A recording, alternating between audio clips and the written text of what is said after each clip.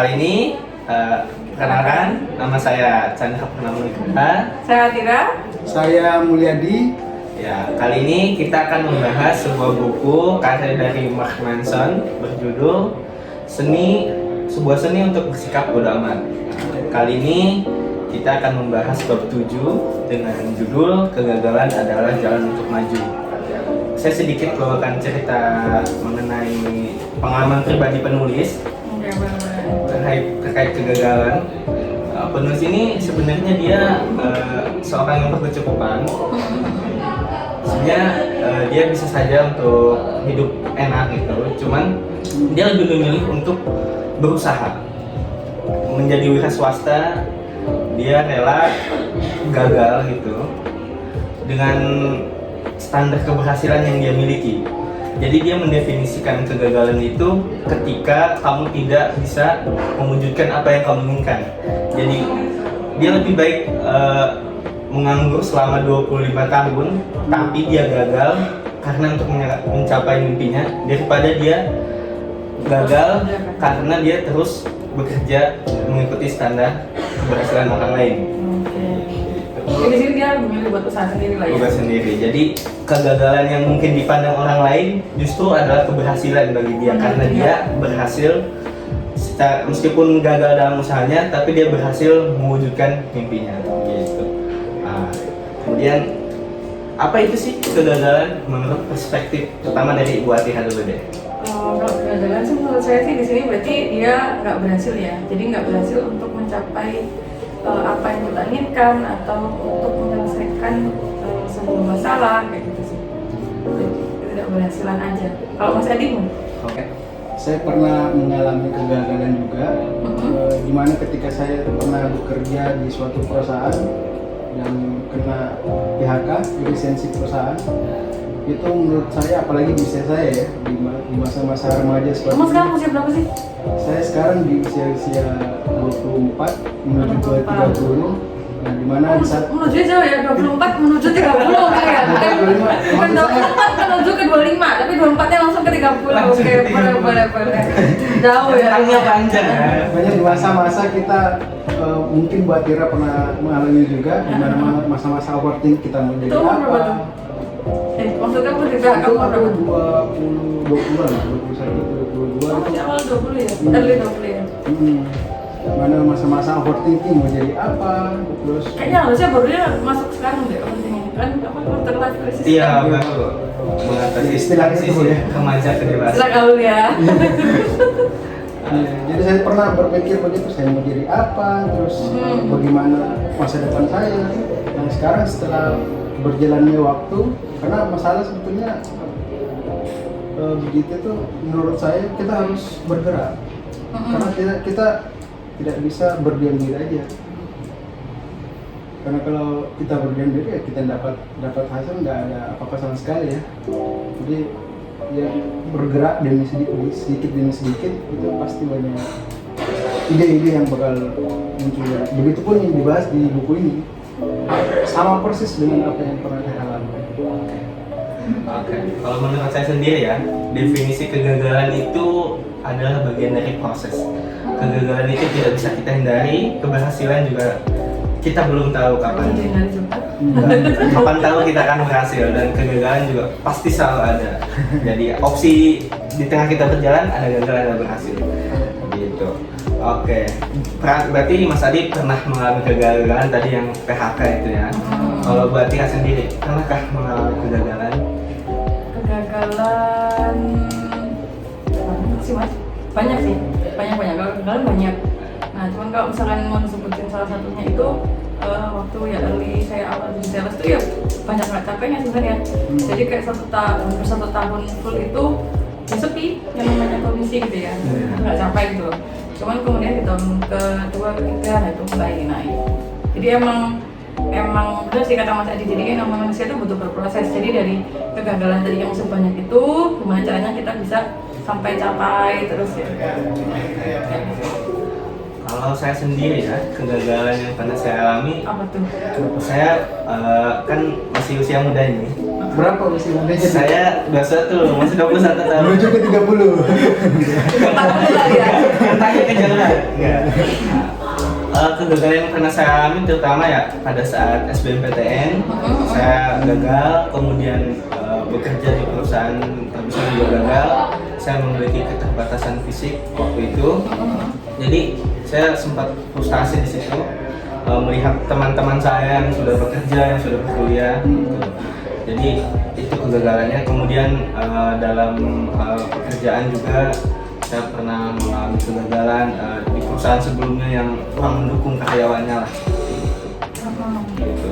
Terus dari buku ini juga kegagalan itu tidak hanya menimpa kita, orang-orang dewasa atau remaja gitu. Kegagalan itu bisa menimpa siapa saja. Gitu. Ya, karena masalah itu sebenarnya nggak ada habisnya, bro. Masalah nggak ada. Habis sih kalau sudah mati mas. Iya. Seperti dalam Tergantung cara penyelesaian masalahnya seperti apa. Kalau waktu itu gimana tuh mas LDR-nya? Apa namanya? Bangkit ya? Nah, itu. Kan itu banyak tuh. Ada pertanyaannya. Oke. Melihat dari contoh dari buku ini ya, kegagalan itu bisa menimpa siapa saja. Bahkan anak kecil, balita sekalipun mengalami kegagalan. Contohnya dalam dia saat belajar berjalan. Jika anak kecil itu memiliki sudut pandang tentang keberhasilan itu melihat orang lain berjalan, kemudian dia merasa saya tidak bisa nih, saya tidak bisa berjalan, ini bukan bidang saya, maka sampai besar dia tidak akan pernah bisa berjalan karena dia merasa itu bukan bidangnya, begitu. Oke, jika berkaitan dengan cerita itu, penyebab kegagalan itu apa sih? Kan kita tahu nih semua nih, kita pernah gagal nih membuat sales gitu kan, nggak capai target gitu kan, tahu kegagalannya, penyebabnya apa. Kemudian Mas Adi juga penyebab di PHK itu apa sih gitu, kira-kira Ibu Ati penyebabnya apa? Penyebabnya bisa jadi saya kurang berusaha sih waktu itu, karena mungkin baru awal ya, jadi mungkin adaptasinya kurang cepat.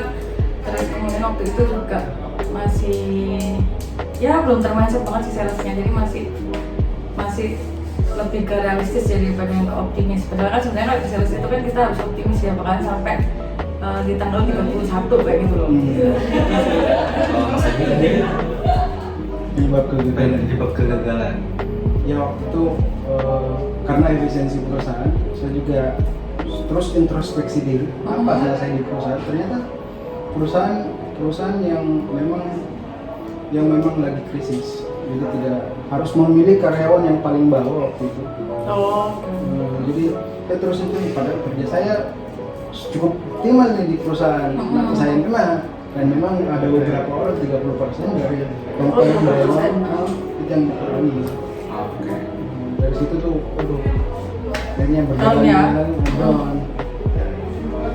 Oke, berarti mungkin penyebabnya adalah kurang optimal usahanya, terlalu bukan pasrah ya, maksudnya realistis gitu kayak aku udah capai gitu. Maksudnya optimis ketika gagal tuh aku harus bisa nih, bulan depan aku harus lebih baik. Terus Mas Adi juga kan karena krisis gitu kan, penyebab kegagalannya ya. Krisis itu sesuatu yang tidak bisa dihindari, itu bukan penyebab individu juga, itu bisa faktor eksternal yang menyebabkan krisis itu. Jadi itu penyebab kegagalannya. Kalau penyebab kegagalan saya sendiri terkait SBMPTN tuh, penyebab kegagalannya mungkin karena satu, saya kurang persiapan dalam belajar sehingga nilai yang saya dapat tidak sesuai, tidak memenuhi kriteria untuk lolos SBMPTN. Kemudian pekerjaan juga penyebabnya karena waktu itu kondisi fisik saya mungkin terlalu pendek untuk standar perusahaan, sehingga itu yang menyebabkan saya gagal masuk ke perusahaan tersebut, begitu. Nah, kemudian setelah kita tahu kegagalan kita apa, penyebabnya apa, maka kita tahu dong langkah penyelesaian untuk mengatasi kegagalan tersebut. Nah, kalau Bu Atira sendiri, apa sih langkah yang diambil Bu Atira atau motivasi apa yang membuat Bu Atira bangkit dari kegagalan tersebut? Jadi kan kalau misalkan di buku itu kan saya sering baca ya, jadi kalau misalkan kita itu mau melakukan satu aksi itu sebenarnya dipicu dulu sama yang namanya inspirasi. Jadi ada inspirasi, aksi, kemudian akan terbentuk yang namanya motivasi. Inspirasi, motivasi, aksi. Inspirasi, akhirnya kan kita termotivasi dulu kan, terus kemudian kita melakukan aksi kan, gitu kan. Nah sama, dari situ saya juga ini sih, maksudnya banyak coaching, kemudian belajar gitu. Jadi trial and error sih akhirnya. Setelah trial and error akhirnya ketemu polanya seperti apa. lancar, setelah itu smooth gitu. Kalau Mas Adi, langkah menghadapi penyebab PHK itu apa sih yang langkah yang Mas Adi ambil dan motivasi apa? Gitu. Ya waktu itu kan saya sempat sudah down sekali kan. Akhirnya saya nggak tahu harus kemana. Akhirnya langkah yang saya harus lakukan, saya nggak harus berdiam diri. Saya harus cari karir saya sendiri, saya tanpa memerlukan bantuan orang lain. Cari-cari, belajar-belajar, karena memang pengalaman banyak sebetulnya, mulai dari buka sendiri, bekerja di perusahaan, setidaknya bisa lah saya diperhitungkan untuk itu. Akhirnya cari belajar sendiri, kemauan, ya akhirnya bisa bekerja lagi. Di situ berjalan sekitar 3-4 bulan ya. 3-4 bulan. Oke, berarti dapat kesimpulan kalau buat Tira untuk bangkit kembali berarti buat Tira mencari keluar ilmunya, coaching gitu kan, mendapat asupan dari luar sehingga motivasinya kembali muncul untuk terus semangat. Kemudian Mas Adi motivasinya adalah dengan istilahnya mengandalkan diri sendiri. Ya, kemudian sekarangnya membangkitkan semangat kembali dengan cara berpikir dengan tenang. Jadi Nah itu bisa sangat penting juga seperti sehingga berpikir tenang. jadi sehingga Harus tenang di tengah badai. tidak tergesa-gesa apalagi Betul. melihat orang lain gitu kan berhasil gitu kan dengan Kalau Mas Chandra gimana waktu itu? Kalau saya motivasinya adalah sebenarnya sederhana, semua orang tahu kalau orang lain bisa kenapa saya enggak gitu kan. Jadi motivasi saya itu, jadi saya terus berusaha belajar, terus memperbaiki diri, meningkatkan skill saya. Kemudian saya juga mengasah kembali keterampilan yang saya miliki selama sekolah sehingga akhirnya saya bisa bekerja. Kemudian saya sekarang juga kuliah sambil bekerja gitu. Oke sih. Oke. Jadi kemudian jika dikaitkan dengan masa ini saya juga memandang kepada orang lain. Kok orang lain kenapa sih bisa berhasil? Jika dikaitkan dengan buku ini, maka orang yang berhasil tersebut tidak mungkin dia tidak gagal. Artinya ketika orang lain berhasil, iya, mungkin kegagalan yang dia pernah alami tidak seberat kita gitu. Jadinya itulah yang penyebab orang lain itu berhasil. Kemudian jika melihat orang lain gagal gitu dan kita merasa masih aman, kita bisa memandang bahwa usaha orang itu atau kesulitan orang lain itu tidak seberapa dengan kita gitu. Jadi kita bisa memandang kegagalan itu bukan sebagai sesuatu yang menakutkan, melainkan motivasi kita bahwa kegagalan itu pasti menimpa siapa saja gitu. Jadi melihat dari buat Tira kan sales, kemudian tidak capai target, kemudian merasa down, mencari coaching untuk bisa meningkatkan skill. Kira-kira apa sih pembelajaran yang ibu dapat dari perjalanan proses kegagalan kemudian sampai berhasil dan sekarang bisa menjadi manajer sales seperti itu? Cuma satu Mas, kalau roda itu pasti bercita sih. Kalau misalkan kita banyak berusaha, kalau banyak berdoa, ya. Itu motivasinya. Oke. Kalau Mas Adi sendiri motivasinya bisa pelajaran yang Mas Adi dapat hingga bisa bekerja lagi gitu sekarang? Mungkin yang bisa saya sharing ketika mengalami masalah seperti itu, setidaknya harus lebih cepat tanggap, tidak berdiam diri. Karena kalau berdiam diri kan berlarut overthinking, Iya, makin sedih, makin down. makin sedih. Nah, itu kan ke bawah terus di alam pikiran. Jadi setidaknya ada masalah, sip, tanggap, selesai pasti. Sedikit demi sedikit masalah bakal cepat terjadi. Oke, begitu. Berarti kalau buat Tira memahami bahwa kita nggak akan selamanya terpuruk seperti roda. Jadi saat kita terpuruk, kita yakin bahwa suatu saat kita akan naik ke atas seperti roda, kita akan bangkit. Begitupun kedepannya. Bukan berarti ketika sudah naik, kita akan selamanya naik. Karena seperti roda, turun juga. Nah, karena kita sudah kehidupan gue. Iya. itu, kita bisa lebih menghadapi kesulitan itu lagi berkaca dari pengalaman sebelumnya. Kemudian Mas Adi juga saat kita gagal, kita jangan terlalu meratapi kegagalan kita harus terus bergerak gitu. Atau kita bisa tertinggal kalau kita hanya berdiam diri gitu. Kalau pembelajaran yang saya dapat dari kisah buat Tira dan Mas Adi, saya juga mendapat pembelajaran bahwa saya harus bisa terus berjalan gitu, jangan terpaku pada standar keberhasilan orang lain, karena standar keberhasilan orang itu kan berbeda-beda gitu kan. Iya, jika kita terlalu mengikuti pendapat orang lain maka kita akan terus gagal seperti itu. Gitu. Ya. Oke. Kemudian itu insight-nya. Kemudian dalam buku ini juga insight juga ada penelitian juga tentang veteran-veteran perang. Jadi dia itu setelah berperang banyak trauma yang dialaminya, sehingga dia itu sebelumnya dia abai gitu terhadap orang lain, dia abai tentang kesenangan, kebahagiaan dia.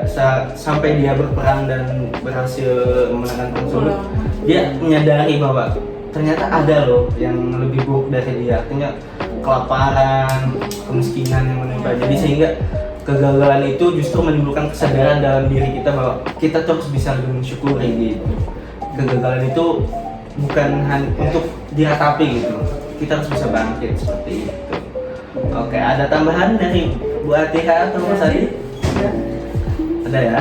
Ada lagi yang lupa mungkin soal dia kan standarnya kan sudah orang berada. Oh iya, standarnya. Saya lihat dia bisa, dari situ saya dapat pengalaman baru juga. Ternyata standar orang kaya atau miskin itu tidak bisa pandang harus dipandang ini. Tidak standar masing-masing.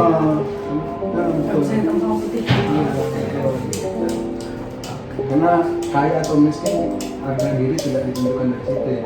Iya, betul. Jadi dari pesannya. pesan sama seberapa besar sih usaha kita gitu. Jadi kita tidak bisa mengukur keberhasilan kita dengan keberhasilan orang lain gitu, karena setiap orang punya standarnya masing-masing. Oke. Jadi cukup ya. Oke. Jadi kesimpulan yang bisa kita dapat adalah dari mulai Bu Atira terus belajar, kemudian Mas Adi tidak berdiam diri, terus bergerak gitu kan. Artinya sejalan dengan buku ini saya juga terus mencari pekerjaan, meningkatkan kemampuan belajar saya. Jadi bisa diambil kesimpulan dan sesuai juga dengan perkataan Mahatma Gandhi. Mahatma Gandhi, jika kita berusaha, mungkin kita akan berhasil, mungkin kita juga gagal, karena kegagalan itu tidak bisa kita hindari ya. Nah, itu. Tapi jika kita tidak melakukannya sama sekali, sudah pasti kita akan gagal. Sekian dari saya dan dari Bu Atira dan Mas Adi, pembahasan buku sebuah seni untuk bersikap bodo amat bab 7 mengenai kegagalan. Terima kasih semuanya sudah menonton bedah buku kali ini sampai selesai. Jika ada kekurangan bisa di komen. Jangan lupa like dan subscribe juga. Nah, jika ada lebih atau ilmu yang bermanfaat bisa diambil gitu. Oke, kami tutup bedah buku kali ini. Sampai jumpa di bedah buku berikutnya. Selanjutnya. Dadah. Dadah.